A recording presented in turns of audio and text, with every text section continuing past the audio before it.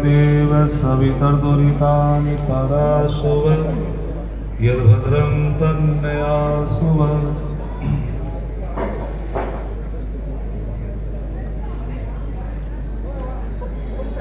मंचासीन हमारे विशिष्ट अतिथि और उस कार्यक्रम का बड़े ही कुशलता से संचालन कर रहे भ्राता सुशील गुर्जर जी,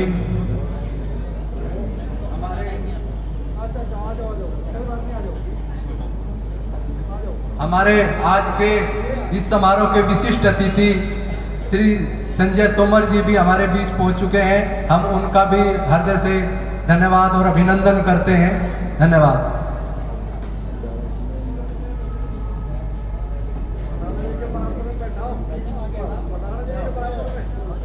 और सभी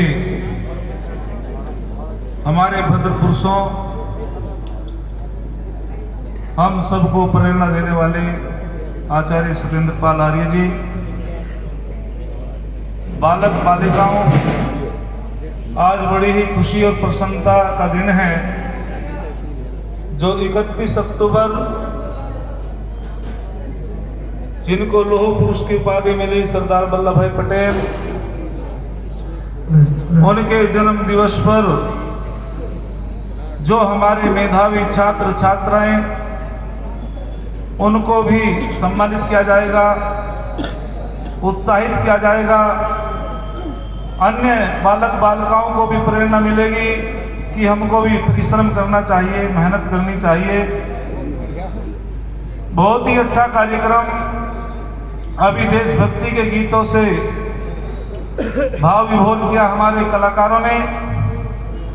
आइए थोड़ी सी बातें मैं रखता हूं। जिस समाज के अंदर संस्कार, विद्या,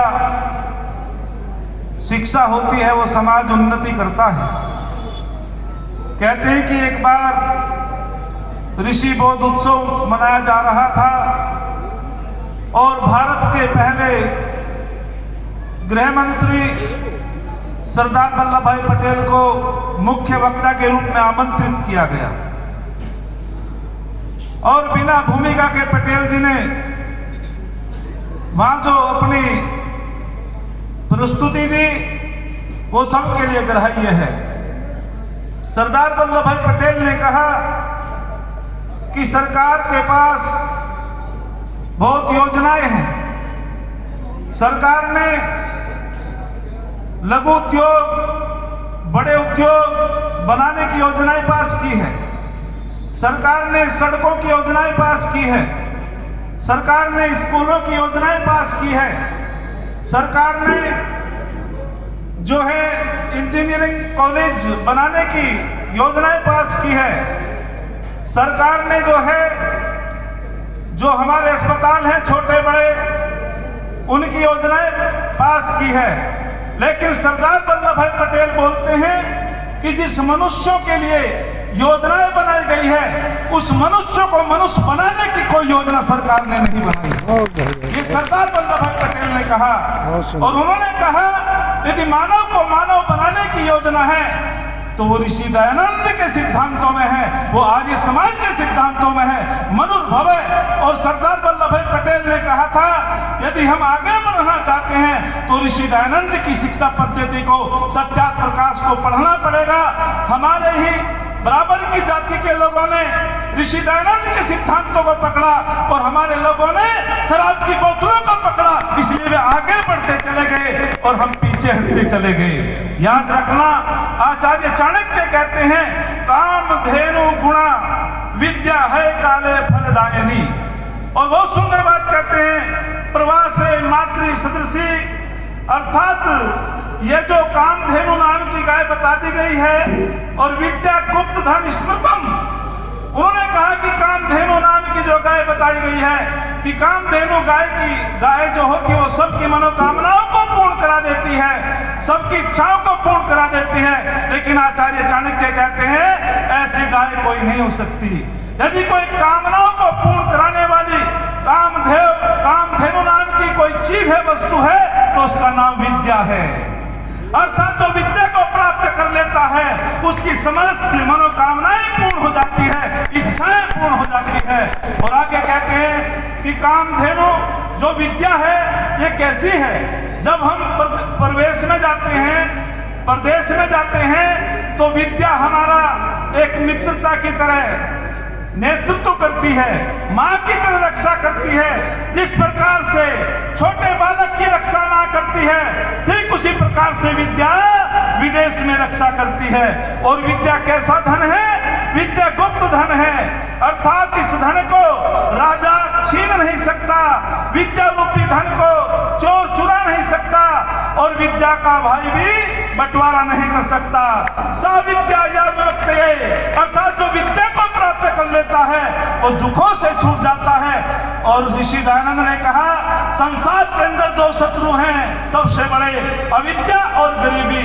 जब व्यक्ति अविद्या में फंस जाता है उसका पतन हो जाता है। और गरीबी, तो स्वामी दयानंद कहते हैं गरीबी दूर होती है पुरुषार्थ करने से, गरीबी दूर होती है मेहनत करने से, और अविद्या दूर होती है विद्वानों की संगति से, आचार्यों के सानिध्य में आचरण करने से, ग्रहण करने से। तो मैं आपके सामने बताना चाहता हूं कि जो समाज शिक्षित होता है, संस्कारित होता है, वो आगे बढ़ता है, और जिसकी वाणी अच्छी होती है वो आगे बढ़ता है। वाणी का भी संयम होना चाहिए। मैं लगातार 15 दिन से रात दिन हमारे कार्यक्रम चल रहे हैं, तो मेरे से पूछा पड़ोत, तो मैं कल मेरा पड़ोत कार्यक्रम था, बोले जी आपका जो है 3-4 घंटे, बोले आपको गर्म पानी लाए? बता जी नहीं। बोले ऐसा क्यों? मैंने कि पेप्सी नहीं पी, ब्रह्मचर्य का पालन किया है, और माता ने दूध पिलाया है, चने खुलाए हैं। आज के नौजवानों में वो दम नहीं, यदि 1 घंटा बोल जाए तो उनको गले के डॉक्टर के जाना पड़ता है। और मेरे भी 2 बच्चे हैं, ब्रह्मचारी तो हूं लेकिन गृहस्थी ब्रह्मचारी हूं। ये प्रेरणा लो, जो नौजवान संयमी होता है वो आगे बढ़ता है। और किसी ने बड़ा सुंदर कहा है, नौजवानों मैं आपको इंगित करके कहना चाहता हूं, ये नौजवान युवा, और युवा का उल्टा कर दो वायु। जब वायु संयम में बहती है तो वो सुखकारी होती है, और जब वायु संयम को तोड़ देती है, मर्यादाओं को तोड़ देती है, बड़े बड़े वृक्षों को उखाड़ देती है। ऐसे युवा, जब युवा संयम में होता है, ब्रह्मचर्य का पालन करता है, वो देश के लिए हितकर होता है। और जब युवा मर्यादाओं का उल्लंघन कर देता है, सदाचार से गिर जाता है, चरित्र से गिर जाता है, वो निश्चित रूपेण देश के लिए खतरनाक हो जाता है। तरुणाई के यौवन से युग का इतिहास बदलता है, तरुणाई के यौवन से युग का इतिहास बदलता है। जिधर जवानी चलती है उधर जमाना चलता है। अरे जवानी वह नहीं जो काली जुल्फों पर लुट जाए, जवानी तो वह है जो भारत मां के चरणों पर लुट जाए, जवानी तो वह है जो भारत मां के चरणों पर लुट जाए। और आपसे मैं बताना चाहता हूं कि हम सभी अपने बच्चों को अच्छी शिक्षा संस्कारों से जोड़े, क्योंकि यदि पानी मर्यादा तोड़ देता है, यदि पानी मर्यादा तोड़ देता है तो विनाश होता है, और जब वाणी मर्यादा तोड़ देती है तो सर्वनाश होता है। तो हमको संयम से बोलना चाहिए और चिंतन से बोलना चाहिए। यदि सूर्य के अंदर प्रकाश न हो, सूर्य का कोई महत्व नहीं, चंद्रमा के अंदर प्रकाश न हो, चंद्रमा का कोई महत्व नहीं, दीपक के अंदर तेल न हो, दीपक का कोई महत्व नहीं, कुओं के अंदर जल न हो, कुओं का कोई महत्व नहीं, फूलों के अंदर सुगंधी न हो, फूलों का कोई महत्व नहीं। यदि मनुष्य के अंदर संस्कार ना हो तो मनुष्य का कोई महत्व नहीं, मनुष्य का कोई महत्व नहीं। सरदार वल्लभ भाई पटेल एक चरित्र के धनी थे, लोग पुरुष थे। तो मैं आपके सामने अधिक न बोलते हुए इतना ही कहना चाहता हूं, जो तप करता है, त्याग करता है, अरे ऊंट की नाक में नकेल चाहिए, दोबारा से हमको भारत में पटेल चाहिए, दोबारा से भारत में हमको पटेल चाहिए। ये परमपिता परमात्मा से प्रार्थना करते हैं। वास्तविक ऐसा लोह पुरुष जिसने भगवान कृष्ण जी जैसा कार्य किया। हमारे जो हम महाभारत को पढ़ते हैं, इसका नाम जय संहिता था, और योगीराज कृष्ण का श्वेतन था कि मैं भारत को महान भारत बनाना चाहता हूं। और उसी नीतियों को अपना करके पटेल जी ने, जो हमारा खंड खंड में भारत बटा हुआ था, ये पटेल जी की ताकत थी, पटेल जी का तप, पटेल जी का एक बहुत बड़ा साधना, जिन्होंने ऐसा कार्य किया कि सारे खंड खंड भारत को एक रूप में आर्यवर्त देश भारतवर्ष बनाया, तो निश्चित रूपेण सरदार वल्लभ भाई पटेल को आदर्शवादी बनाओ, वास्तविक रूप से हमारा सर्वांगीण विकास होगा। कुलम वृत्तेन रक्षते, कुल की रक्षा चरित्र से होती है, बिना चरित्र के हम अधूरे हैं। तो मैं अधिक न बोलते हुए इतना कहना चाहता हूं कि आप अपने समाज के बच्चों को अच्छी संस्थाओं में पढ़ाओ, शिक्षित करो, आदर्शवादी शिक्षा दो, तब जाकर के हमारे युवा वास्तविक रूप से जो है भारत का कर्णधार है। जो युवा संभल जाता है तो भारत उन्नति करेगा, देश उन्नति करेगा। हम दूसरे की बुराई तो करते हैं, लेकिन हम अपने बच्चों को अच्छी संस्थाओं में नहीं पढ़ाते, अपने बच्चों को अच्छी शिक्षा नहीं देते। तो अधिक ना बोलते हुए जो मुझे समय दिया गया था, क्योंकि मैं तो आर्य समाज का वक्ता हूं और समय का पता नहीं चलता, ऐसा नहीं, विशिष्ट अतिथि हमारे बीच में, एक छंद बोल करके मैं अपनी वाणी को विराम देता हूं, क्योंकि संचालक महोदय मेरे पीछे खड़े हैं। लोग जो हैं कोसते रहते हैं और भाग्य के सारे बैठे रहते हैं। भाग्य किसका बनता है? जो सुक्रम करता है। संतों ने भी कह दिया कि अजगर करे ना चाकरी, पंछी करे ना काम, कह गए दास मलुका सबके दाता राम, कि कुछ करने की जरूरत नहीं, जैसे परमपिता परमात्मा सबको देगा। अजगर किसकी नौकरी करता है, पंछी किसका काम करता है, उन लोगों को पंगु बना दिया था ऐसे ऐसे वाक्यों ने। लेकिन याद रखना, कृष्ण भगवान जी क्या कहते हैं? कर्म ही सबसे बड़ी भक्ति है। जो कर्म करेगा, पुरुषार्थ करेगा, वो आगे बढ़ेगा।